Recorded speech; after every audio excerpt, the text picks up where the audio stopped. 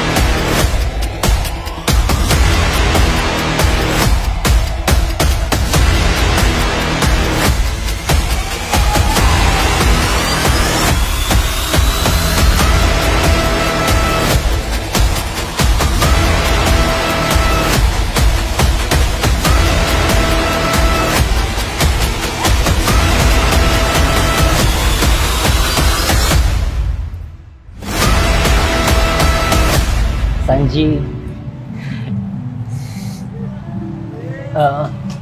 Kaya Miss Sanji Plaza. Will you marry me? It's a yes!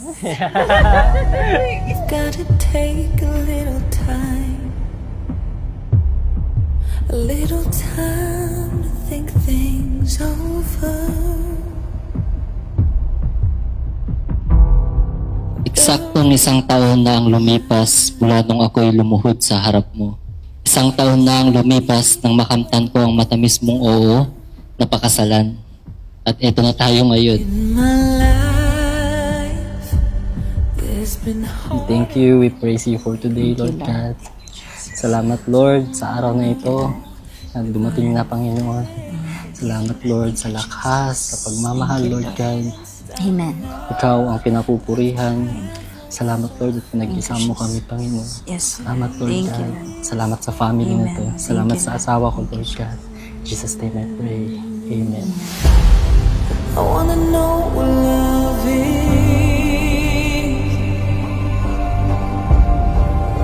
I want you to show me. I wanna feel what love is. Sa'yo. Okay. And the brothers. I wanna feel. I wanna feel. I wanna feel. I wanna feel. I've gotta take a little time. Kids. Ready ka na? Ready ka na? Okay ka lang? Oo. Yun lang. In my life, there's been heartache and pain. I don't know if I can face. If Christ is the center of that marriage, we will always say, "Oh, the Lord, thank you, Lord. I do this for you. I'm willing to sacrifice for you." And I hope all of us will understand this basic foundation of marriage, that Christ must be the center of our marriage. I wanna know what love is. I want you to show me. I wanna feel what love. I truly believe that God has given us each other as a precious gift. With you, I have found my best friend, my forever love. I love you always. I wanna know what love is. I want you to show me.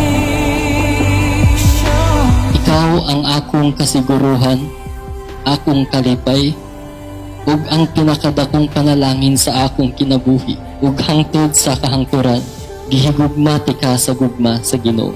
I love you.